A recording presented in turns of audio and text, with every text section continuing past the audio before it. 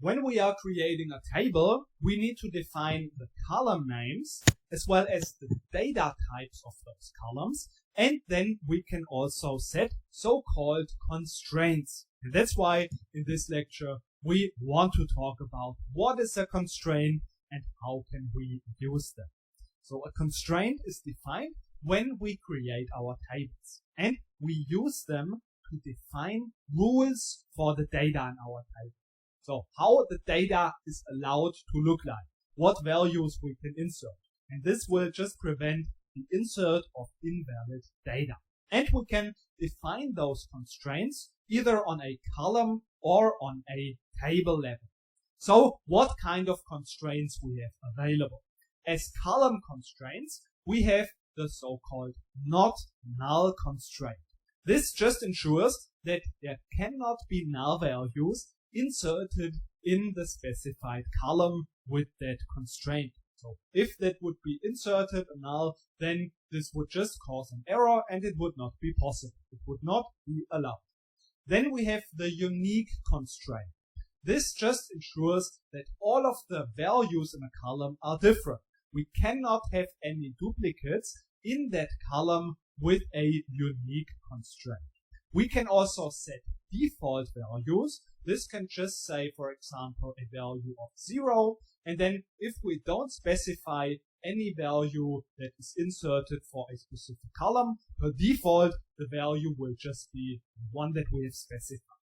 Then we have the so-called primary key that we are going to talk about later on in the next lecture in a bit more detail. But basically, this combines both the not null as well as the unique constraint. So primary keys need to be not null as well as unique. And then we talk about this in the next lecture in a bit more detail. We also have the so-called references constraint. This is used for foreign keys. We also talk about that in the next lecture, but for now we just also want to mention that this ensures the so-called referential integrity. This means that if we create a reference to another column in another table, in this column with this reference constraint, only those values are allowed that appear in that referenced column. So we, again, as I've mentioned, talk about that in the next lecture. And if we would try to insert something, for example, that violates this reference constraint, we would just get an error. And in this case, it would be violates the foreign key constraint because a value is occurring or want to be inserted that is not present in the reference table, in this case, the address.